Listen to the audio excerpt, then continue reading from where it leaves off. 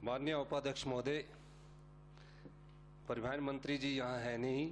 मैं चाहूँगा कि दो वरिष्ठ नेता महेंद्र सिंह जी और भारद्वाज जी बैठे हैं।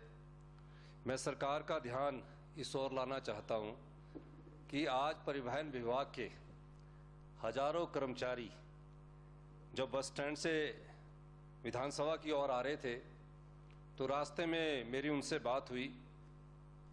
वो कह रहे थे कि इस कोरोना काल में इस सरकार के द्वारा हमारा जीना दुश्वार हो गया है।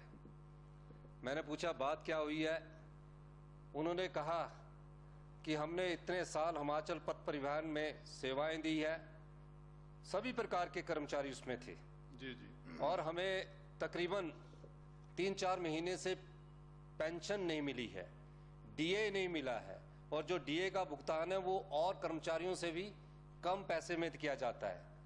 तो मैं सरकार से अनुरोध करूंगा कि पिछले कल ही आपने उन परिवहन कर्मचारियों के बारे में 2 महीने की जो पेंशन है उसका फैसला किया है।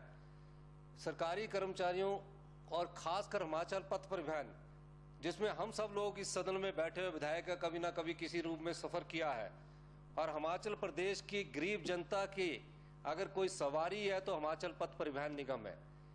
यहाँ से जो रिटायर्ड होकर कर्मचारी जा रहे हैं, इसको किस गंभीरता से लेने की जरूरत है। कईयों के परिवार उस पेंशन पर पढ़ते हैं, कईयों के बच्चे उस पेंशन से अपनी पढ़ाई पूरी करते हैं। कई पेंशन कर्मचारियों का जो हिमाचल पथ परिवहन के हैं, हिमाचल पथ परिवहन के हैं, उनका चूल्हा उनकी पेंशन से जलता है।